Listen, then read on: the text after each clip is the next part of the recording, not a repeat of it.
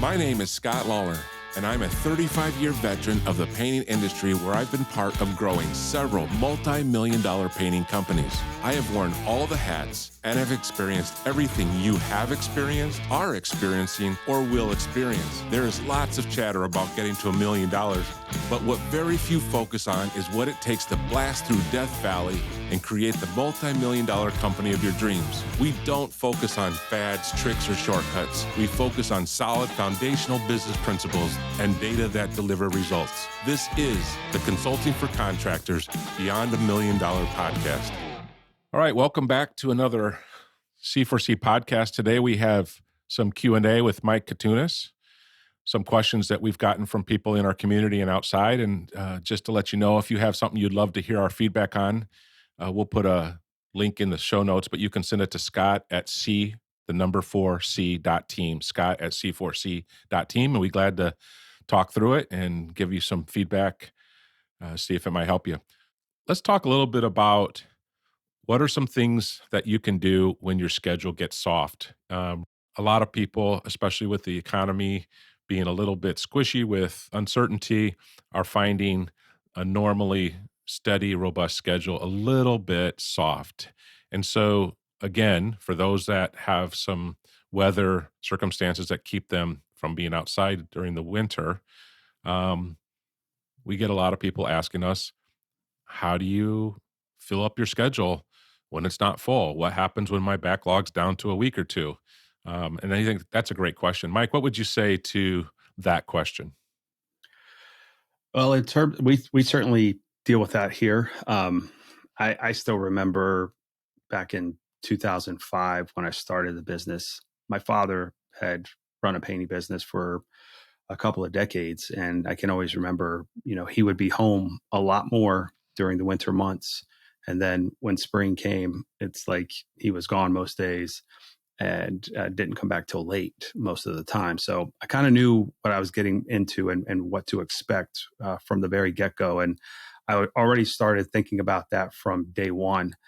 And, it's one of those things where you may have heard this before, but if you start trying to market when you're slow, it's already a little too late. So that part is certainly, you got to do some planning ahead of time, get it out there that, in terms of your marketing, to try to bring in more leads. But one thing we've done since probably over a decade now is we do run a winter promotion, as we call it. We don't call it a winter discount, but it essentially is a discount. We do 10% off, and I talk about it at any point of the year, whether it's the middle of the spring or summer or early fall. And especially if I have an interior client that is not in a rush to do a job, I might, in the middle of May, say, hey, just a thought here, but if you're not in a rush to do the job and you want to save a few bucks, would you think about scheduling this job in December or January, and I can save you about 10%? Because if I don't do that job in the middle of May, that's not going to hurt me because our backlog is usually pretty big and it's filled up. So we're not going to miss a beat there. But, even though I'm taking a little bit off, it's going to help me a lot more by doing it, 7 or 8 months later versus doing it at that moment. And some people have taken that. And we actually have what I call our winter customers who are a little bit more budget conscious and may not normally pay what we charge for interior work. So they'll call us in November or December and say, hey, I got a couple of rooms I want to paint. Can I get that winter promotion? I'm like, sure. So we'll talk about that at any point of the year. And one thing I do make very clear in the contract is I put in what our actual price is for the job and then show here's what the winter promotion is. And you have to schedule it between certain dates, between usually mid-December through mid-March, in order to receive this discount. Otherwise, if you're outside of that 3-month parameter, it's going to be normal pricing. So that way people don't try to take advantage of us and try to get the same price, in the middle of the spring. The other thing we do a monthly email newsletter that we send out, and we actually start talking about that winter promotion in there probably about August or September. But, sometimes we'll even as we get colder, we'll send out a few more newsletters uh, a little more regularly instead of like maybe once a month. We might do it twice a month, or, I think in the past I've had times where I've done it weekly. Um, and then another way is just going into your CRM and going back over the last year or so and looking at every interior job you lost and just reaching back out to those customers and saying, hey, I know you didn't hire us. Did you get the work done? Or if not, do you want to revisit it? We'd love to still be able to do the job for you, and we could schedule it here in the next week or two if you have any interest. You're not going to get a ton of return on it, but you might, even if you just get one person, it's worth it. So those are a few different avenues that we use.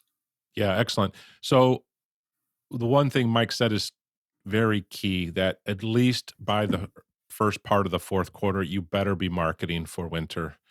Um, Even then might be slightly behind what I prefer, but you need to be planning. And what I'll tell people is once you get into the second quarter, the next 6 months are pretty much easy street for most people. I mean, the phone's ringing off the hook. You've got more work than you know what to do with. And so that's autopilot, right? That's not tough. That's not where you make or break your business. You make or break your business in the first quarter and some of the fourth quarter, depending on where you're at. So you need to be telling people and talking to people and figuring out how to get them to call you and plan for those cold weather months, because Christmas happens, they're not thinking about it, it's busy, they don't really want to paint it around. So really teeing up that promotion or some kind of hook that gets them to call you and work with you in the winter, you need to do that well in advance of when you need it. Because like Mike said, if you start when you need it, it's way too late. Secondly, is you have to have a process to quickly and easily reach out and reactivate people that didn't say yes. Um, Most times, people are not getting a no, they're just getting a ghosting and they don't know what happened. So, the idea of in your CRM to be able to reactivate these and go, hey, um, just reaching back out, here's a promotion, we have some gaps, whatever it is, because those are people that have already reached out to you. And so they're very likely candidates for a project. We just don't know if they did them before. And I will tell you personally, I'm one of those people that enjoys a sales process. Okay.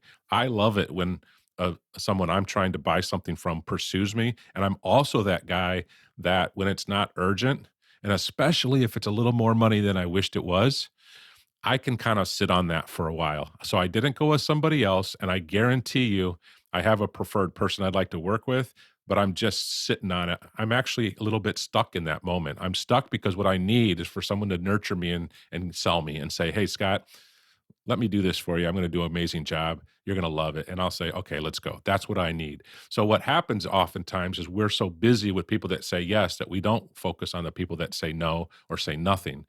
But if you don't have that process, whether that's in the C4C system, it's Monday.com.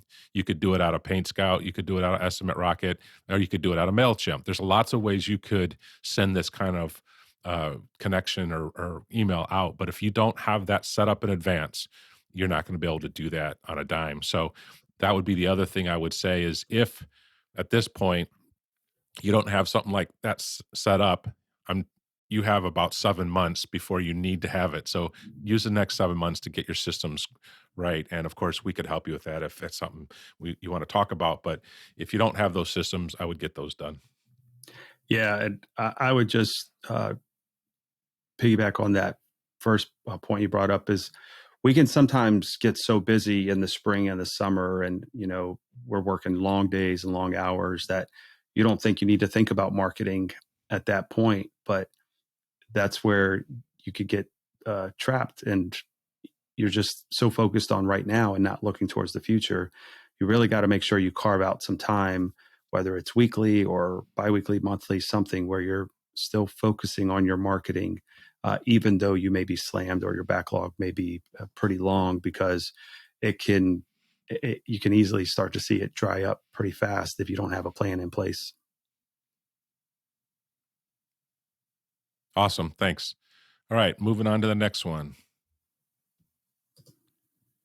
All right. Let's talk about. All right, Justin, I think that's 30 minutes. I think we'll probably break there, but we're going to keep going. All right. Let's talk about backlog. Okay. All right. Here's the question. If I have a big backlog, people sometimes decline appointments or don't sign because I can't get to them right away. What can I do about that? So that has long been one of the badges of contractors that talk about how many months or years or decades, I'm just kidding, how long their backlog is. Um, we actually have a different viewpoint on that. Mike, what do you think an optimal backlog is? An optimal backlog for me, I would say where like I'm not stressing would be somewhere in the 2 to 3 week range. And I know some people are going to hear that and go, that's insanity. And I think one of the ideas that I've always subscribed with being a business owner is, get comfortable with being uncomfortable. It does force me to push myself a little bit. It also allows me to be more profitable because, if you're booked out, I've heard people talk about being booked out 3 months, 4 months, 6 months, even, a full year sometimes. And there's just so much money that's being left on the table. And I think you got to have a concept of like dynamic pricing involved in your business. So if you're charging, say, $65 an hour when you have a normal backlog, if you reach a certain point of like, say for you, you want to say a 2 months backlog, well, raise your price, raise it to $70 an hour, raise it to $75 an hour. Yes, that means you'll probably get some more no's, but the ones that do bite you'll make more money. And, it also will give you some protection there in terms of like any of your vendors raising their prices as well. So I just think if you're booked out that long, you're going to lose jobs just by the mere fact of being booked out so far. And the other idea too that in terms of scheduling that I think about is I try to leave some gaps in the schedule as well, as far as in case I get a good repeat customer who might be saying, "Hey, I've got my in-laws are coming into town. I need to paint a couple of bedrooms before they get here. They're coming in 2 weeks. Can you get me in?" So we want to make sure we have some flexibility there. And if that doesn't happen all the time, but I think it's always easier to leave a gap there and then come back and backfill it with some jobs that are scheduled later versus telling customers you got to push some stuff back. So you definitely want to keep that in mind as well. Yeah, I love what you said, dynamic pricing. So if you surpass, I'm going to say 4 weeks backlog at the high end, then you need to start raising your prices because this is simple supply and demand. And one of the things we talk about a lot is that business is more science than it is emotion. And yet a lot of entrepreneurs can be very emotional. And so unfortunately, they might have great vision. They could rally the troops, but their nuts and bolts of business, they're terrible at it. And so what's happened is people are saying yes to future work. And so you're selling future work at today's prices. And that's just crazy. And so if you're in business just to have everyone like you, then I guess give it for free if you want. But the reality is this is a business for all stakeholders. That would be your employees, your subs, your vendors, yourself. And to do that, you should be maximizing what you have to sell, which is capacity, hours. And so Mike is absolutely correct. Dustin Wilson, Flying Colors, a friend of mine from Tacoma, Washington, actually Everett, is one of the people that does this the best. He will bump prices all summer long, all the way. He won't stop until he hits that ceiling and he feels that resistance and the backlog shrinks and the acceptances shrink, and then he comes back down. Every year he does that, and he's been doing that for probably close to 40 years now. And what happens is you maximize your capacity, you maximize your bill rate, your actual revenue per direct labor hour, and you work with the best people. And so I think to get out of your head that you owe it to someone to operate at a lower price point is really just head trash, and that you should just use dynamic pricing. I couldn't have said it better myself, by just keep pushing that bill rate and managing. The other thing that I will say about scheduling is a lot of people think it's first in, first out, and I think that's nonsense. Somebody could sign with you today and you could say, great, could we come there in August? And they might say, fine, I don't really care. So you've sold the work, but you haven't filled up your capacity. So you have all these gaps, and just stacking customers because they were the first, unless you've made a promise or they have a timeline, I would always try to push them out and extend your schedule and leave room. The reason why is just like you can see on the shelves of a grocery store, or the nonsense that we just went through with toilet paper. Um, if you don't have any time, then you can't sell something. So you might stand in front of someone and says, I have some pain, which is I have a bridal shower in 4 weeks. Can you paint my house? And your answer is, yeah, I can. Yes, I can. So you might be double or everybody else, or who knows what. It doesn't matter. You can do the job. And all your counterparts that are all, booked 2 months out, they can't even talk to this person. And you have an opportunity to make money. And I think the flexibility in your schedule will give you opportunities to sell work that otherwise you won't have. In the same vein, for people that are using online schedulers, and we are totally advocates of that, you have to be careful of what that scheduling calendar looks like. When someone opens up your website, goes to book an appointment, and sees no appointments for 2 to 3 weeks, I can tell you for one, I'm out. Personally, I'm out, because you've just told me something, which is you're freaking busy and I'm probably never going to get you here. I can't even see you for 4 weeks.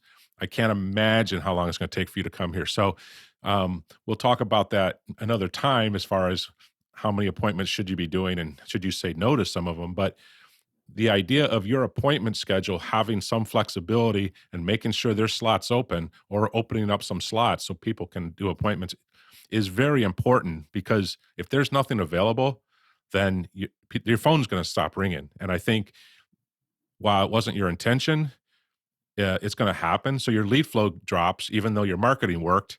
And so that wasn't your marketing, that was you. So I think that that appointment scheduling system is also very important, to keep that open so people perceive you're available, you're professional, you can talk to them, and it just opens up the discussion for the experience that they're looking for.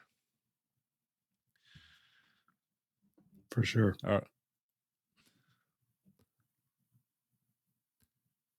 All right.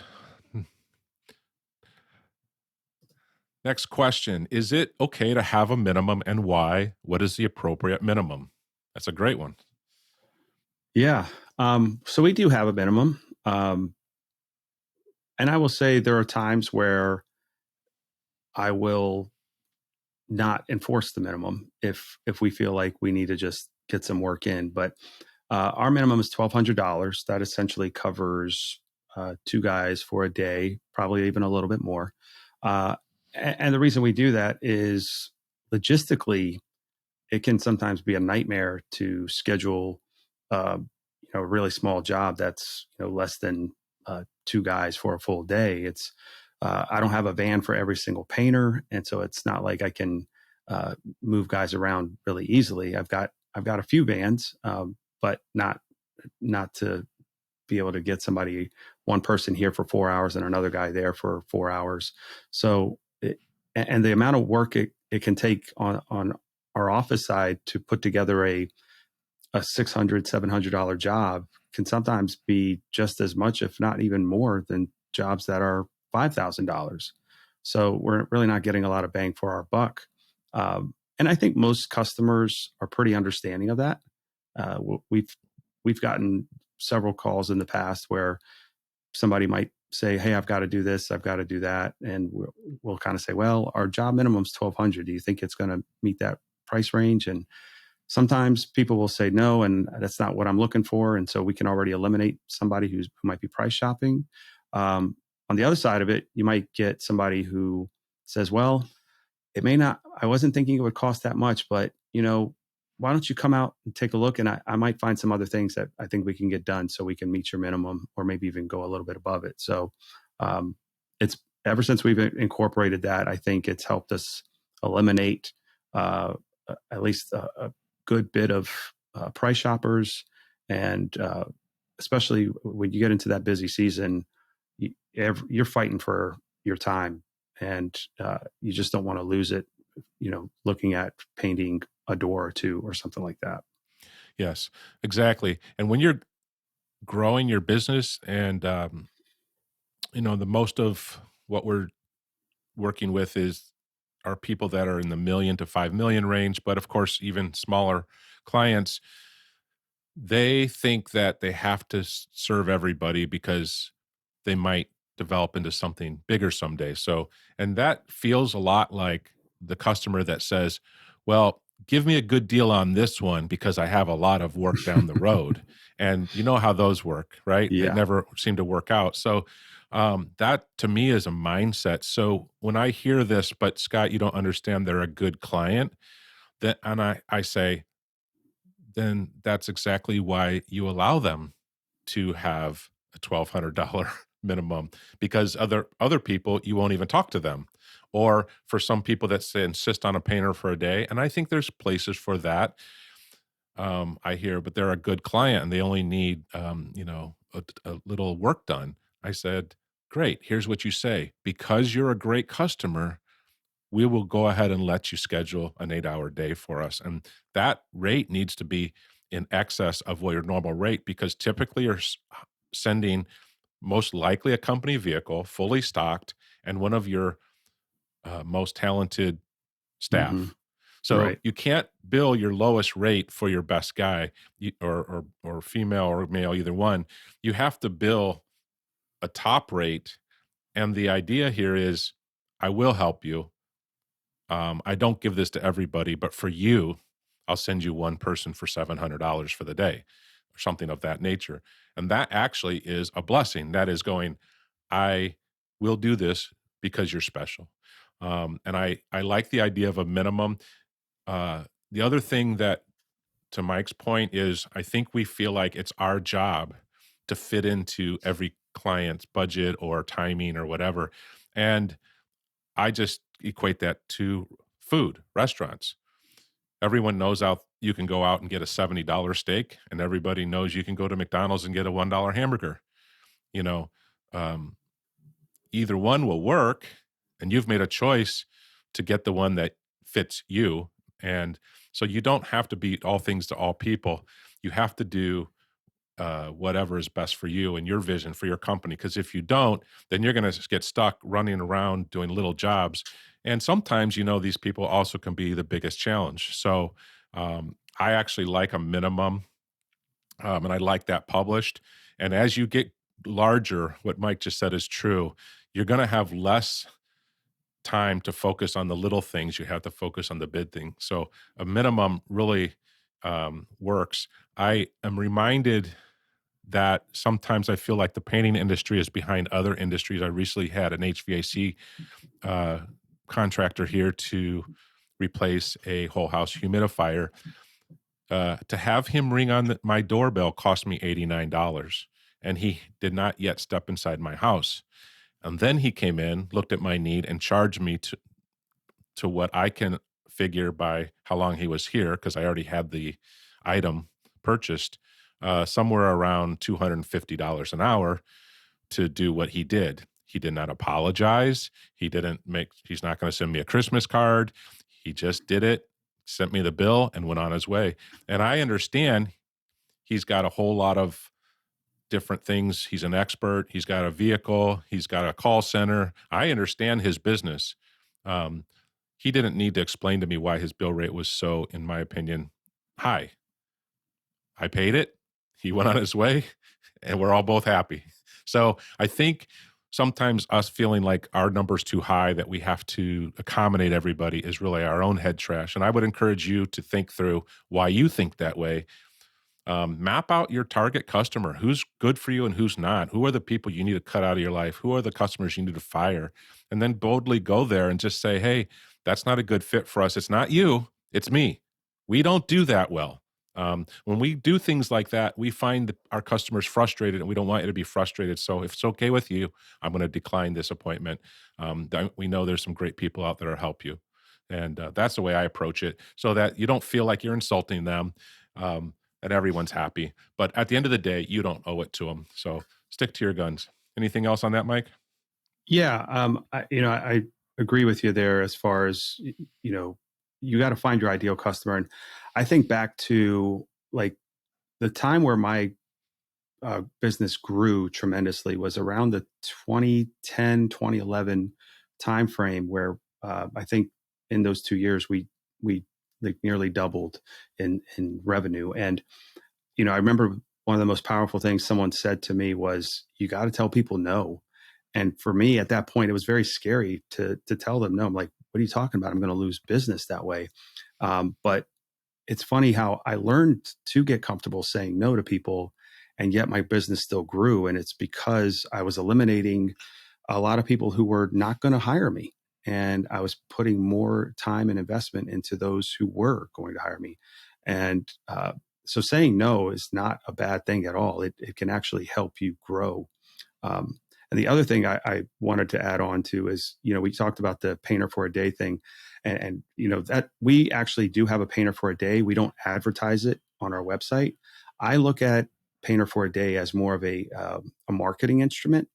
And what I mean by that is I only use it as a donation for like silent auctions at local schools. There's a handful of schools where I live. There's a few elementary schools. There's some private schools, and they reach out to me constantly about donating. And so I will donate a painter for a day. And what's really cool is I've been to a couple of silent auctions, and you start seeing people like fighting over this painter for a day, and you're seeing the interest grow in your company. And that's how I kind of look at it. It's almost like a marketing expense. And I only do maybe about 10 or so a year. But I know I'm not going to make money off of that because it's a donation. But I'm getting a lot of eyeballs on my business and what we have to offer. And sometimes, like, I'm actually going out to look at a home next week for a silent auction winner. And she knows that the work she wants to get done is worth more than the painter for a day, but it's just going to be applied as like a credit to her contract. So I'm going to get some work, and it may end up kind of at least paying for itself. But at the same time, I've now exposed my company to several people in the local community, and it also shows us as a company that's willing to give back.